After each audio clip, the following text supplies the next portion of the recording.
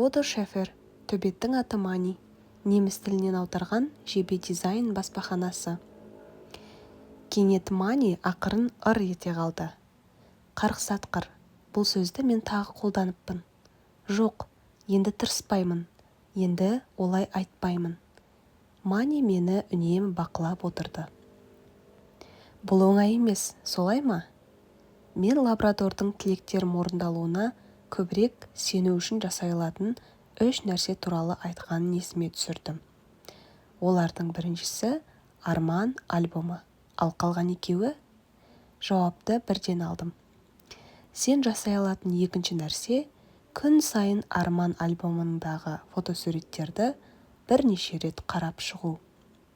ақшта екеніңді, компьютерің бар екенін және әкеңнің қарызын төлегеніңді мақтан тұтатыныңды елестету. Бірақ бұл армандау дегенді білдіреді ғой, деп таңырқадым. Ал анам әрқашан күндіз армандамауым керек дейді. Мани шыдамды болатын. Бұл визуализация деп аталады. Өмірде бір нәтижеге қол жеткізген барлық адам әуелі армандаудан бастаған. Олар мақсатына қол жеткізгенде, оның бәрі қалай болатынын қайта-қайта елестететін. Әрине, армандау жеткіліксіз. Сенің анаң соны айтқысы келген шығар. Мұның бәрі маған бір түрлі болып көрінді. Және бәрі мен ойлағандай болмады. Бұл оқу деп аталады. Жауап бірден келді. Жаңа ойлармен және жаңа идеялармен танысу. Егер сен ойлауды бұрынғыдай жалғастыра берсең, онда нәтиже бұрынғыдағыдай болады. Бірақ менің саған айтатын сөздерім, сен үшін жаңа болатындықтан мен бір нәрсе ұсынғым келеді. Егер сен бірдеңе жасамаған болсаң, бұл жақсы ма, жаман ба шешім қабылдама. Ал визуализациясыз ешкім өз мақсатына жеткен жоқ. Біз назар аударатын нәрселер дамып келеді. Көптеген адамдар өздері қалаған нәрсені елестетудің орнына қаламайтын нәрселерге назар аударады. Христель тәтем есіме түсті. Ол әрқашан өзін тым көп нәрсе басып жататынын, жүйкесі соған төтеп бере алмайтынын айтып шағынатын еді. Кез келген кішкентай нәрсе оған қиындық тудырады. Мен әкем туралы да ойладым. Ол біз бастан кешіріп жатқан қиын жағдайға назар аударған сайын, бұл жағдай одан бетер нашарлап бара жатқан сияқты көрінетін. Сен жасай алатын үшінші нәрсе арман құмырасын жасап алу, деп жалғастырды Мани. Арман құмырасы? Көңілім бір жола қалды. Мани күлді. Иә, өйткені сен ақшасыз Калифорнияға бара алмайсың. Ақша жинаудың ең жақсы мүмкіндіктерінің бірі құмыра алып, оны жинақ ыдысына айналдыру. Құмыраға сен өз арманыңды жазасың.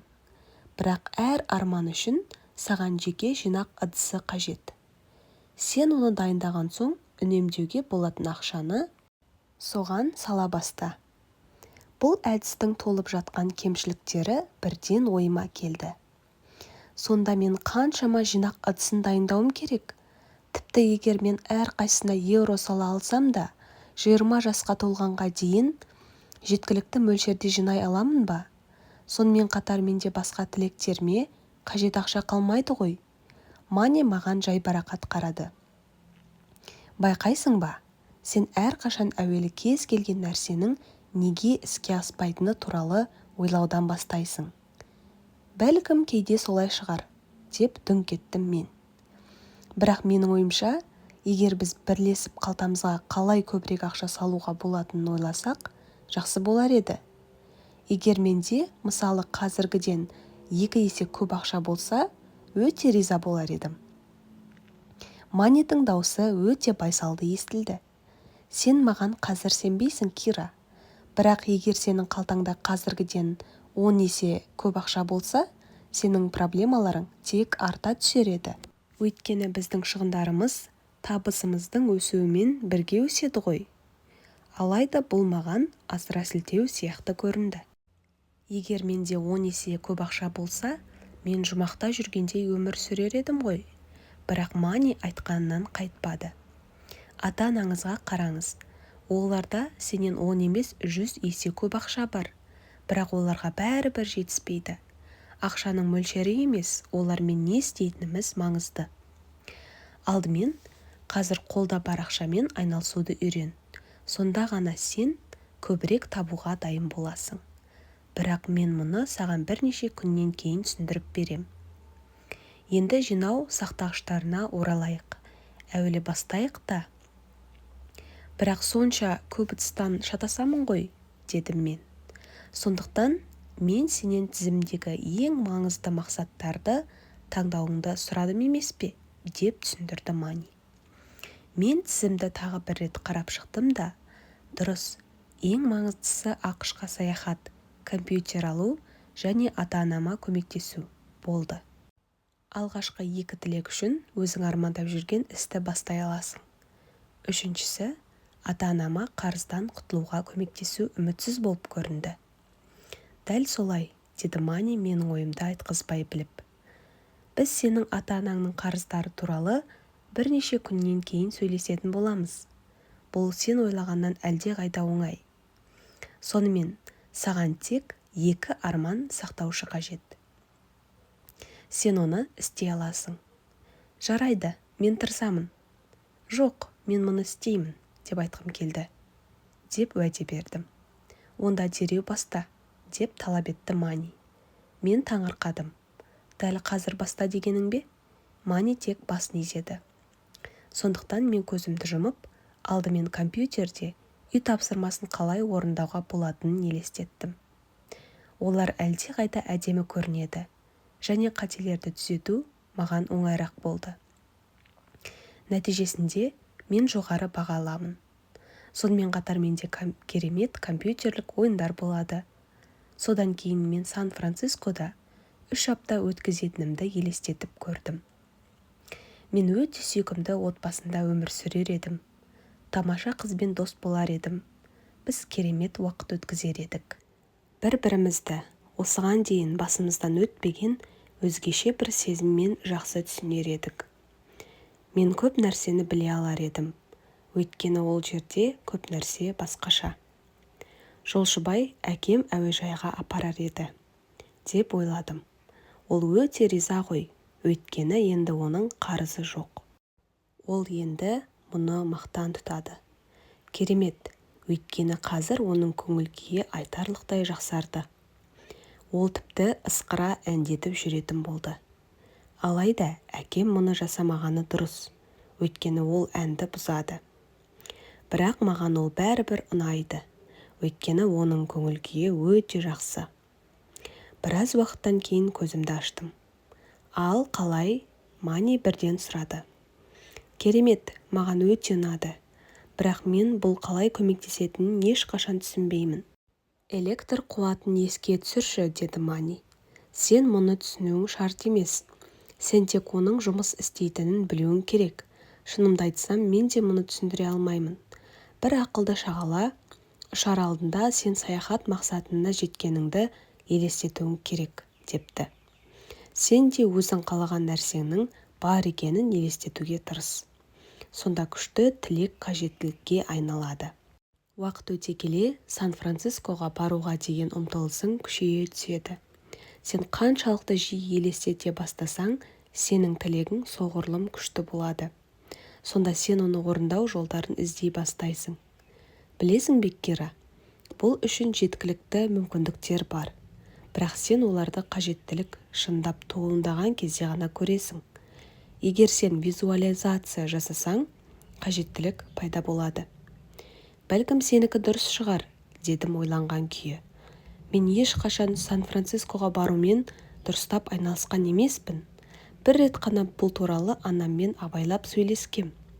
Ол бірден бұл туралы ойлайтын ештеңе жоқ, деп жауап берді. Содан бері мен бұл туралы байыптап ойлап көрген емеспін. Мани қанағаттанарлықпен күңкілдеді.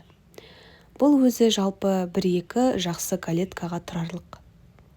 Мани мені үйретуге кіріскеннен бері оған ит сияқты қарауды қойғанымды түсіндім. Мұны дереу түзету керек. Мен аптыға галетка ұсынып едім, ол оны рахаттана жеп қойды.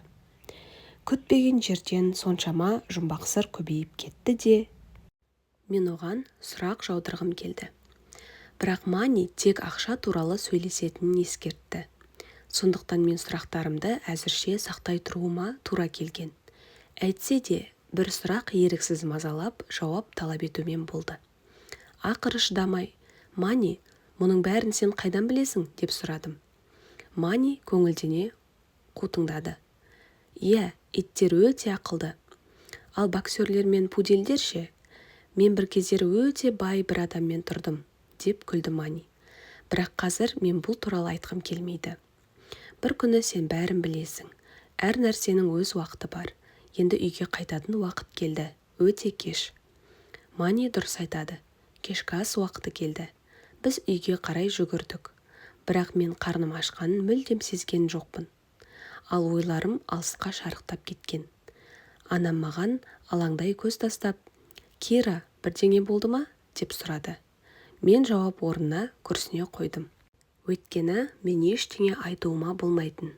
Оның үстіне маған көп нәрсе туралы ойлану керек еді. Ақыры кешкі ас бітті. Мен өз бөлмеме кіріп, бірден жұмысқа кірістім. Фотосуреттер альбомы қажет еді. Мен ескі поэтикалық альбом тауып алдым. Ол жақсы жарап тұр. Енді оған компьютердің фотосуреттері мен Калифорния көріністерін жапсыру керек болды. Бір таңғаларлығы, мен бірде-бір фотосурет, бірде-бір жарнамалық сурет, тіпті ештеңе таба алмадым. Әрине, тіпті мен де өз армандарыма мән бере қойғам жоқ қой. Жарнама суреттерді ертең алармын. Ал қазір жинақ сақтауыштарын жасауға болады. Мен кәмпиттің бос қорабын іздеп тауып, оның қақпағына шошқа қорабындағыдай ұзын тесік жасадым да, фломастермен компьютер деген сөзді үлкен әріптермен жазып қойдым. Содан кейін мен қорапты жабысқақ таспамен мықтап шаңдадым. Компьютердің ерекше әдемі фотосуретін тапсам, мен оны да қорапқа жапсырамын. Егер сурет үлкен болса, тіпті жақсы. Қақпағының бетіне түгел жапсырам. Содан кейін қорап ноутбукке ұқсайды. Монеталарға арналған ұяшығы бар. Маған идея ұнады. Содан кейін мен әкемнің ескі қорабын алып, оған Сан-Франциско деп жаздым. Мен жинақ сақтауыштарыма мақтанышпен қарадым. Кенеттен олар маған үлкен болып көрінді. Жоқ, бәрі ойдағыдай болады. Мен өзімді керемет сезіндім. Мен төсекке жатқанмен тым әсерленіп алғандықтан ба ұйықтай алмадым. Бүгін көп нәрсені үйренгем. Кенеттен менің өмірім қандай қызықты болып кетті. Әрине, ешкімде мұндай керемет ит жоқ. Сол түні мен Мани, Америка және компьютер туралы армандадым. Құрметті тыңдармандар, осымен екінші бөлім аяқталды. Егер келесі бөлімдерін қалайтын болсаңыздар, комментарий жазып, арнамызға жазылуды ұмытпаңыздар.